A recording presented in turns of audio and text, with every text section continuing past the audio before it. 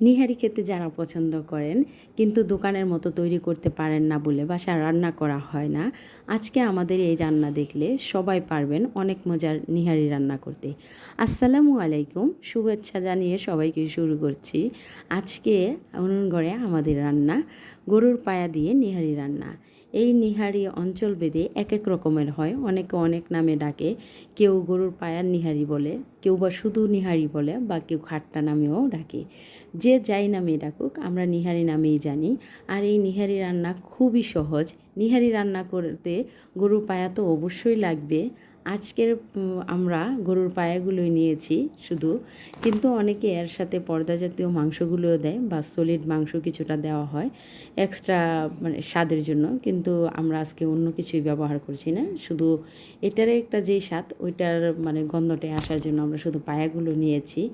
আর প্রথম অবস্থায় পায়াগুলো নিয়ে খুবই সময় নিয়ে ওইগুলো পরিষ্কার করতে হয়, যেহেতু এর মাঝে কিছু ময়লা থাকে বা গরুর পশম থাকে, খুবই সময় নিয়ে আস্তে আস্তে এগুলো পরিষ্কার করতে হয়।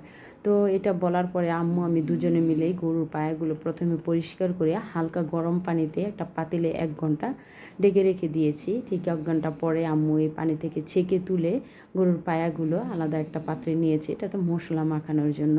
তো এটার মাঝে আম্মু গরম মশলার গুঁড়া, জিরার গুঁড়া, তারপরে যা আছে লবণ, টক দই দিয়েছে। অনেকে আবার টক দইটা ব্যবহার করেন না, টক দইটাও দিয়েছে, মানে মজাটা একটু অন্যরকম হওয়ার জন্য। আর টক দইটা দিলে অবশ্যই অনেক মজা হয়, গন্ধটা অনেক সুন্দর আসে।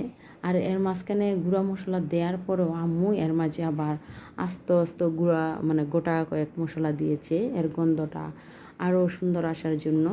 তো এটা বসিয়ে দেওয়া হয়েছে সব কিছু মাখিয়ে। আর আম্মু এক্সট্রাভাবে একটা কাজ করেছে, ওইটা হচ্ছে অল্প, একেবারে অল্প পরিমাণের কাঁচা মানে এই বছরের যেই নতুন তেঁতুলটা, ওই তেঁতুলটা নিয়েছে, একটু পানি দিয়ে কষলিয়ে ঝোল করে নিয়েছে। ওইটা নিহারিটা হওয়ার পরে এটার মাঝে আম্মু দিয়ে দিবে। এটা দিলে মানে এক্সট্রা ফ্লেভার আসে।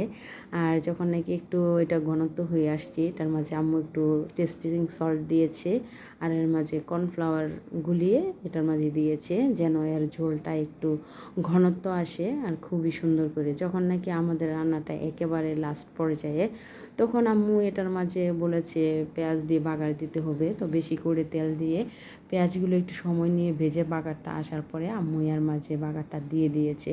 এখন খুবই সুন্দর গন্ধ বের হচ্ছে, যদিও এখন খাইনি, কিন্তু লাস্টে যখন নাকি হয়েছে এর মাঝে আম্মু গুঁড়ো করে রাখা যে জায়ফল চৈত্রীর পোস্তদানার গুঁড়োটা ছিল, ওইটা একেবারে লাস্টে দিয়েছে। আর এগুলো তো নান রুটি, পরোটা, আটা রুটি সব কিছু দিয়ে খাওয়া যায়, খুবই মজা হয়। তবে আমরা ফার্স্টের দিন নান রুটি দিয়ে খেয়েছি। ভালো থাকবেন সবাই, সুস্থ থাকবেন, আল্লাহ হাফিজ।